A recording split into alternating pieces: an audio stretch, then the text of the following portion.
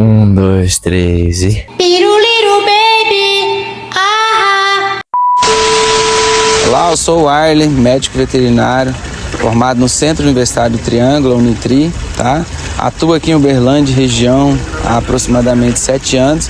E hoje vou estar respondendo alguns mitos e verdades dos alunos da Unipac.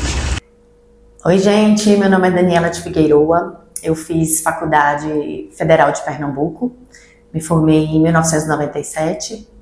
Sou especialista em fisioterapia e reabilitação. Tenho pós-graduação também em Ciências da Homeopatia e Acupuntura. Boa tarde, tudo bem? Me chamo Thaís Vieira Monteiro, sou veterinária responsável pelo Aras Bico Doce e outros lugares também. Me formei na UFO já tem 9 anos e hoje eu atuo como clínica veterinária e de equinos, né? E na parte odontológica também. Estou aqui para poder ajudar vocês. Oi pessoal, tudo bem? Eu sou Ana Flávia Parreira Alves, aluna de Medicina Veterinária daqui da Unipac do primeiro período. E nós, os alunos, viemos tirar algumas dúvidas para o trabalho de extensão de mitos ou verdades da veterinária. Boa noite, galera. Meu nome é Pedro e eu estou aqui com o... João. João, a gente quer saber se você tem alguma dúvida para o nosso médico veterinário. É verdade que os cachorros só enxergam em preto e branco? Não, é mito.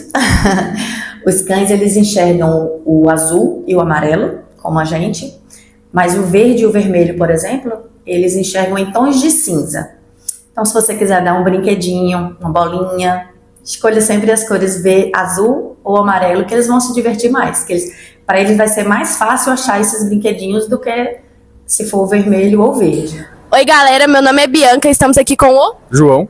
E eu queria saber qual que é a sua dúvida para o nosso médico veterinário. Bom, eu queria saber se é verdade ou mito que cavalos não conseguem refugar. Isso é falso, porque o cavalo não faz isso. Ele não consegue nem vomitar e nem regurgitar. Por quê? Ele tem 3 alterações, ele tem o palato bem desenvolvido, ele tem na região do hipotálamo também, tem a hipófise, hipotálamo, os órgãos que não deixam, tipo assim, a ânsia, vamos dizer assim, do vômito. Então, resumindo, o cavalo não vomita. Isso é ruim porque é onde há muito caso de cólica. Porque, como se diz, a hora que o cavalo engole a comida dele, o único lugar que tem pra sair é pelo ânus, pelas fezes. Então, se tem alguma coisa no estômago fazendo ruim, pra gente que a gente tá passando mal, volta mais fácil. Pro cavalo, ele não consegue fazer isso. Então, tu tem que sair pelas fezes, pelo ânus. Então, por causa desse fator dele não conseguir nem vomitar, nem regurgitar, diferente da vaca, por exemplo, a vaca ela fica lá regurgitando a comida pra depois ir pros outros órgãos, mas o cavalo ele não faz isso, infelizmente. Oi, gente, eu sou a Ana Júlia e eu estou aqui com a Vitória. E qual que é a sua dúvida para o nosso médico veterinário? É recomendado dar banho nos cavalos depois dos treinos? Então, gente, falando sobre o banho pós-treino, assim, é aconselhável, dá, porém tem que ter alguns cuidados. Por exemplo, o cavalo foi para uma prova, tá totalmente suado, tá quente ainda, chega até sair, tá saindo fumaça dele de tão quente, a pessoa vem com água fria e já joga direto na região do dorso. Grande chance de dar um choque, porque o animal tá quente, tá jogando água ali num lugar que não poderia. O que é aconselhável? Cavalo, acabou de sair de um treino, espera uns 5, 10 minutinhos, deixa ele amarrado, pra ele acalmar. A hora que ele acalmou um pouco, começa sempre pelos membros, jogando água pelos membros, joga bastante água pelos membros e vai subindo a água. Um lugar que nunca pode esquecer, atrás dele, você levanta o rabo e joga naquela região, porque fica muito suor ali. Se não lavar, começa a dar até assadura no animal. Então, assim, é aconselhável sim, dar banho nele. Outra opção que a gente tem que ter muito cuidado. Acabou de dar banho? Vai colocar dentro de uma baia fechada? Não, o cavalo tá úmido ainda. Espera ele secar. Ah, Thaís, mas o treino foi à noite. O cavalo suou muito, tudo. Dá o banho nele, espera ele secar lá de fora pelo menos um pouco para poder guardar. Porque o fungo gosta disso, de lugar escuro e úmido. Então você acabou de dar banho no cavalo, molhado ainda, leva ele para uma baia, molhado, grande chance de futuramente começar a dar fungo nesse animal. Então assim, é aconselhável sim, dar o banho, mas tem que ter alguns cuidados e algumas observações. Oi, meu nome é Ana Flávia, a gente está aqui com o Jonathan. E a gente quer saber se você tem alguma dúvida para o nosso médico veterinário. É verdade que sempre que o cachorro tá abanando o rabo, ele tá feliz? Normalmente é verdade. Mas eles podem abanar o rabo também em outras situações, como ansiedade, estresse, preocupação. Tem animal que reage balançando o rabo também. Então, para a gente poder saber se é porque eles estão felizes mesmo, a gente tem que observar o todo do animal. Se ele tiver, né, com a aparência relaxada, as orelhas relaxadas, então provavelmente é alegria. Mas dependendo da situação, pode não ser só felicidade. Oi pessoal, tudo bem? Eu sou a Ana Flávia, estou aqui com o Lion. Lion, você tem alguma pergunta para o veterinário? Eu queria saber se o estômago dos bovinos são divididos em 4 partes. É verdade, tá? O estômago dos bovinos são divididos em 4 departamentos. O primeiro é o rumen, o segundo é o retículo, o omaso e o abomaso, que é o estômago verdadeiro, o estômago químico. Oi gente, meu nome é Eduardo e a gente está com a Tabita. E qual que é a sua dúvida para o nosso médico veterinário? Eu gostaria de saber se é verdade ou mito se é recomendado dar leite para gato. É mito, porque o leite de vaca, ele tem lactose, né? E a maioria de tanto cães quanto gatos são intolerantes à lactose. Então pode causar diarreia, gases, não é um leite adequado para dar para eles. E existe já no mercado os leitinhos prontos já para filhotes tanto de gato quanto de cachorro. Tem em pó, tem líquido, então é uma opção melhor. Oi, pessoal. Eu me chamo Giovana e eu estou aqui com a Bruna. Bruna, então, você tem alguma pergunta para o nosso veterinário? Sim. É verdade que os cães reconhecem pelo cheiro as doenças humanas? Sim, é verdade. Os cães eles são usados para reconhecer doenças como câncer, Parkinson, ataques de epilepsia, diabetes. Eles têm uma sensibilidade maior no faro deles e, inclusive, é motivo assim, de estudo, né, para ver como que eles podem ajudar nesse diagnóstico. É lógico que a gente não pode levar em consideração só, né, a percepção do animal. Todo mundo que, né, acha que tem uma doença deve procurar os médicos. Mas se eles forem treinados para isso, eles podem sim alertar, por exemplo, quando uma pessoa tem epilepsia e vai ter um ataque, eles avisam antes.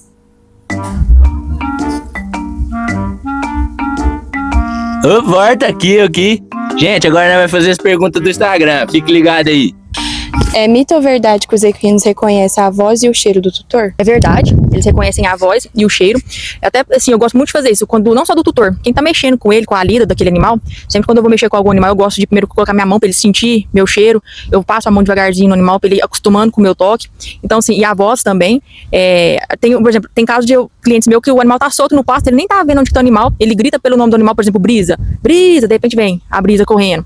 Mas claro, sempre, igual eu falo, sempre tem uma associação, porque normalmente quando acontece isso, a Brisa vai vir correndo, porém sempre ele põe uma ração, depois faz alguma coisa de recompensa. Então acaba que os cavalos vão associando isso também como uma recompensa, não só pelo chamado, tá? Alguns cavalos pelo chamado também, mas alguns pela recompensa. A gente vai tentar fazer um teste com aquela ali, porque já tem um tempinho que a gente tá aqui, mas na hora que eu cheguei, as meninas até viram, eu chamei ela, ela me olhou. Vamos tentar ver se ela me olha agora. Barbie! Oi, meu amor! Cadê minha neném? Cadê minha Barbiezinha? Vou entrar aqui dentro pra ver se ela vai sentir o meu cheiro. Gente. Ó. Ela cheirando. Pronto, ela reconheceu.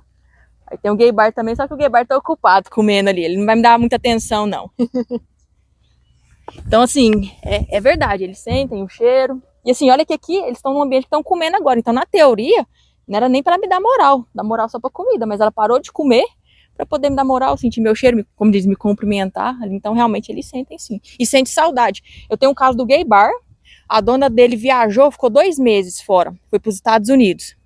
Quando ela chegou, isso é prova que o cavalo não tinha... Eu olhei pro cavalo. Eu consigo falar assim, com clareza isso. O cavalo não tinha nada no olho dele. O olho dele tava sequinho, para falar assim, tá com alergia, não sei o quê. Na hora que ele viu a dona... O olho dele ficou vermelhinho, ele chorava, escorria tanta lágrima no olho dele, ele encostou a cabecinha dele no ombro dela e escorria assim, de ficar marcado mesmo de lágrima. E relinchava um relincho assim, tipo assim, você me abandonou, porque ele não entendeu que ela estava viajando, só que ela voltou. Daí chorou todo mundo lá, chorou o pai, chorou a menina, chorou o cavalo, chorou todo mundo. Mas é verdade. É mito ou verdade que a saliva do bovino ajuda a tamponar a acidez do rumen? É verdade, tá? O animal, quando ele está ruminando, ele está ajudando mais, quebrar mais ainda o alimento que ele ingeriu, né? E com isso, na saliva do bovino tem substâncias alcalinas que ajudam a fazer o tamponamento do rumen, não é? Carbonato, né? Então é verdade. É verdade que os gatos sempre caem em pé? É parcialmente verdade. Eles têm realmente um reflexo deles, que é o de endireitamento felino. Então, normalmente eles conseguem se virar no ar e pousar nas 4 patas. Mas depende muito do peso do animal, da altura dessa queda. Então, tem fatores que podem levar o gato a cair em outras posições também. Tá. É mito ou verdade que os equinos de pelagem mais clara são mais sensíveis que os de pelagem escura? É mito, porque o que acontece? Na verdade, o fator não é muito bem a pelagem, e sim genética, o manejo. Aí o que o pessoal fala muito? Ah, não, mas meu cavalo, ele é um perlino, um cremelo, eu tenho que ficar passando protetor neles, coisas. Porque o que acontece? A pelagem mais clara, acaba que a insolação, ela pega um pouco mais. Então por isso que tem que utilizar, mas não quer dizer que ele seja mais sensível, mas tem que ter um pouco mais de cuidado. Mas, por exemplo, vamos pensar em fotossensibilização pela braquiária. O cavalo de pelagem clara vai ter fotossensibilização, se ele for predisposição. Equino também, cavalo de pelagem escura, também vai ter. Então, assim, tá na genética dele. Então, tem muito mais relação genética e, às vezes, o manejo do lugar do que o próprio pelo em si. Por exemplo, esses cavalos aqui, todos têm a casinha. Imagina num sol quente, bravo, nenhum tiver casinha. Os de pelagem mais clara, a gente consegue ver mais queimaduras, coisas assim. Os de pelagem escura, vai ter também.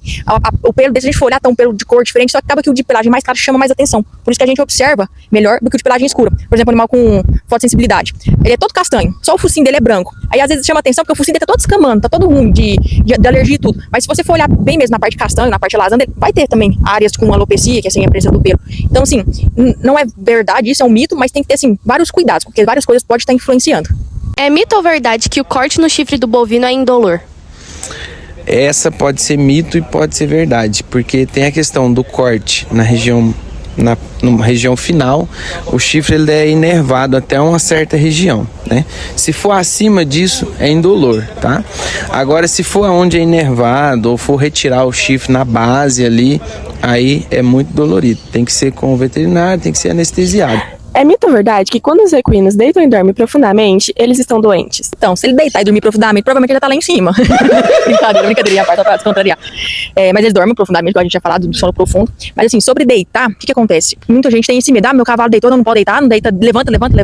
Não, o cavalo ele tem que deitar. Onde é que tem que observar? Como que ele tá deitando? Não, ele deitou, tá quietinho, beleza, tá deitando muito, com que frequência? Por exemplo, 2 horas da tarde, os cavalos tá tudo aqui em pé e tem um deitado. Alguma coisa, observar se tá acontecendo. Ah, não, ele deitou, mas ele tá batendo a mão no chão, tá olhando pro flanco, porque pode ser uma cólica, tá olhando pra barriga. Então, assim, deitou, levantou o rabo, baixou o rabo, olhou pra barriga, deitou de novo. Então, assim, tem que ter cuidado com esse deitar. E, por exemplo, o cavalo tá muito fraco também, às vezes tá desnutrido, tá desidratado, tá muito fraco, ele vai deitar de fraqueza. Aí, realmente, ele não consegue levantar, porque ele não tem força pra levantar.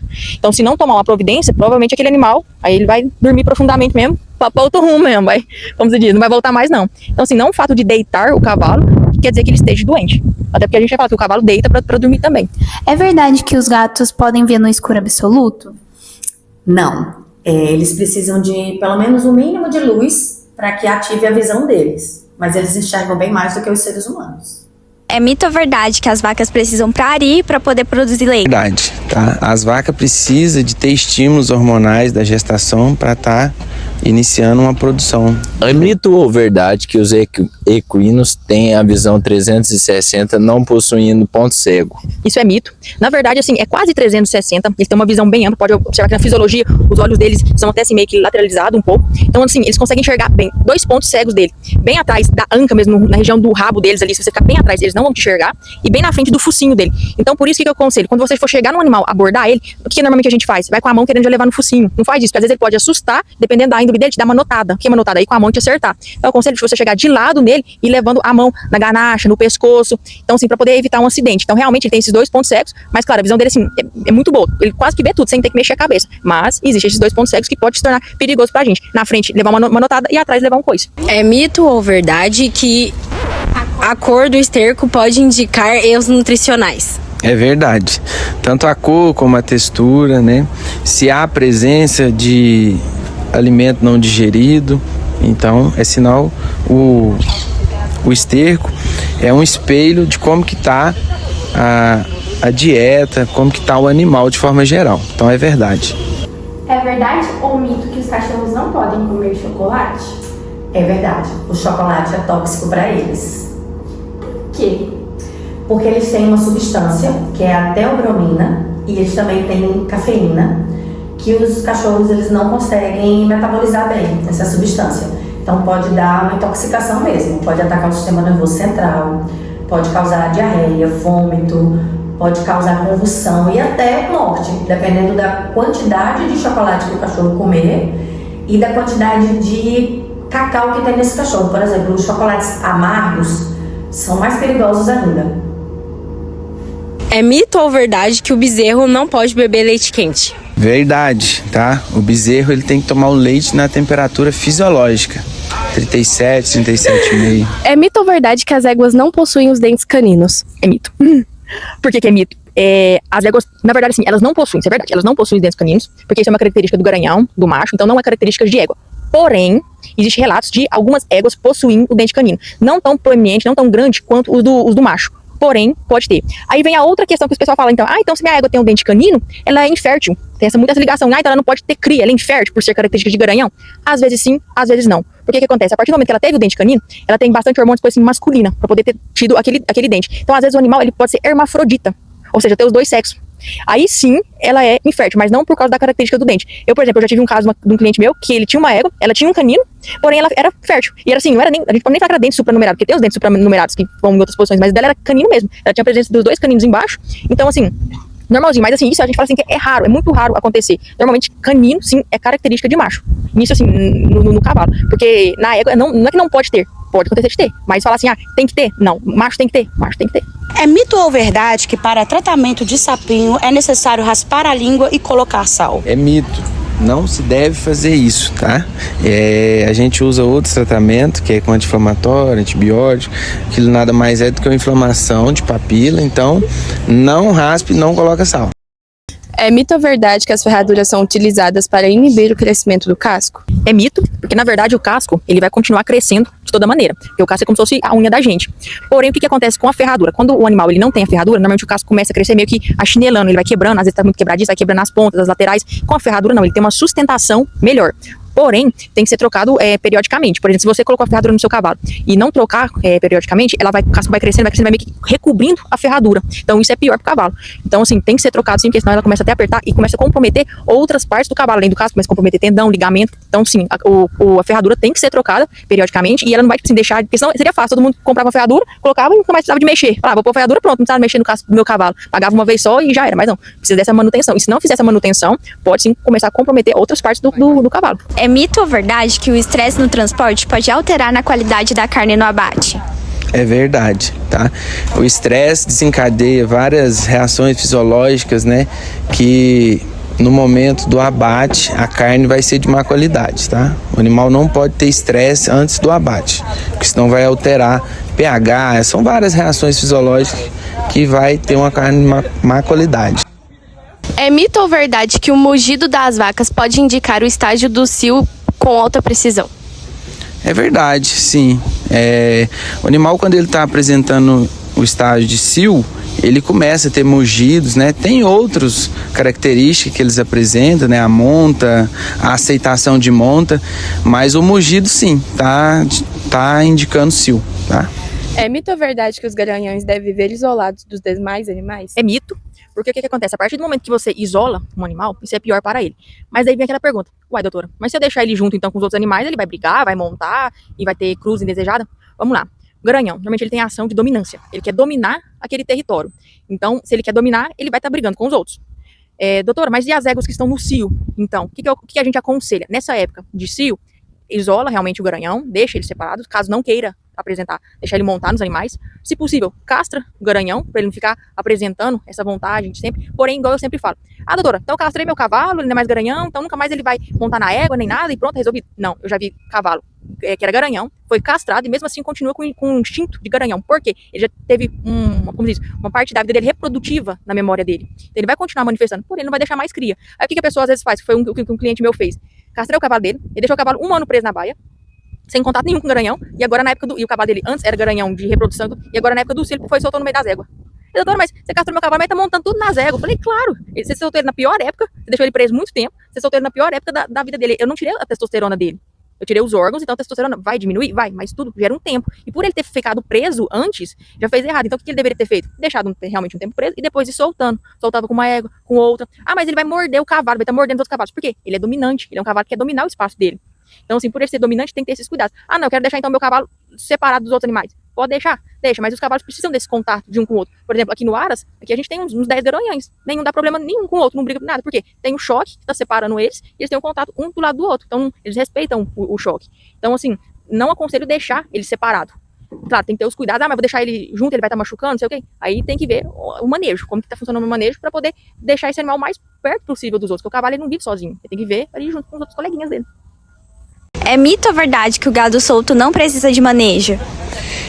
É mito. O gado, mesmo solto, ele precisa de manejo, tanto um manejo sanitário, um manejo nutricional.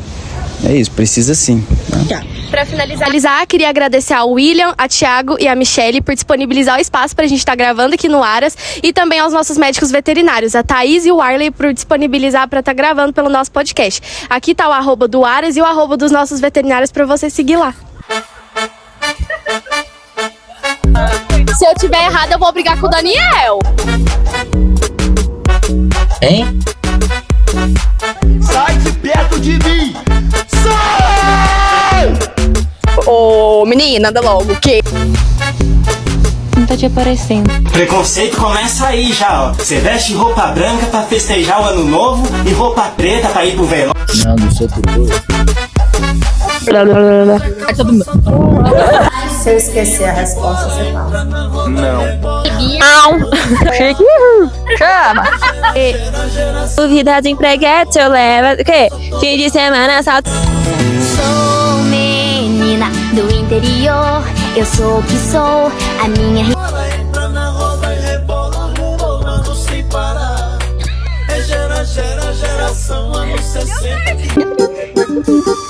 Hashtag Feliz no Simples.